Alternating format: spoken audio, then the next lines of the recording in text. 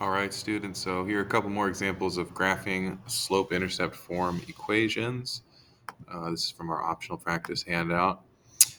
First one I'll do just by graphing the b and using the m to generate another point. So when I look at the problem, I can identify the slope is 1/4 because that number is multiplied by x. The y-intercept is 4 because that number is added on as a constant. Y-intercept of 4 would be a point right here, 4 steps up, right on the y-axis. Slope of 1/4 means rise 1, run 4. Rise 1, run 4.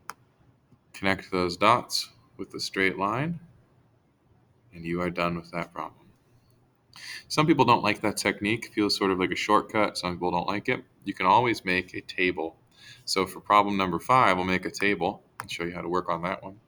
You should compare what I do with problem 5 to what I did with problem 4 and see really it's the same thing, just different methods. I suggest starting with x equals 0 because if you do x equals 0 into your equation, it says y equals 3 times x minus 2. 3 times 0 is 0.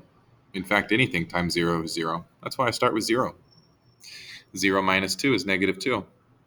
Well, guess what? 0 comma negative 2 is our y-intercept. That was what I jumped to doing in the red example anyway, was putting my dot on the y-intercept. You can do it with the table. Now let's do x equals 1. Y equals 3x minus 2. Remember, this is our recipe for getting the y value. 3 times the x, then minus 2. So if x equals 1, I go 3 times 1. That gives me 3. 3 minus 2 gives me 1. Let's put that dot right there. 1, 1. Let's do one more. X equals 2. 3 times 2 is 6. 6 minus 2 is 4. 2 comma 4 is right here. I hope you notice that my dots are all lined up with each other, and that the way that I get from one dot to the next is by using my rise over run, up 3 over 1, up 3 over 1. So if you like making the table to generate the solutions and connect the solutions with a line, that's fine. If you want to just jump to using the shortcut, you can do that as well. One more example here. I can identify the slope as negative 4/5. I can identify the y-intercept as 3. 3 is the y-intercept. Put it right there on the middle line.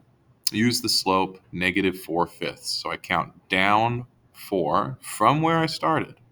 I start at my y-intercept.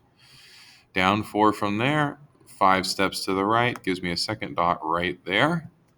At 5 comma negative 1, connect my dots with a straight line. And there we go. And that is that. Please feel free to ask for any more examples or questions, anything you got. I will take care of it for you. Thanks.